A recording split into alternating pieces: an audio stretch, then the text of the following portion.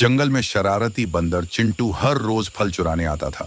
एक रात उसने देखा एक चुड़ैल उसकी तरफ बढ़ रही थी, हाथ में चमकती झाड़ू और लाल आंखें। चिंटू बोला, अरे चुड़ैल, डराऊंगी क्या? चुड़ैल मुस्काई और बोली, आज तुम मेरे जादू में फंसोगे।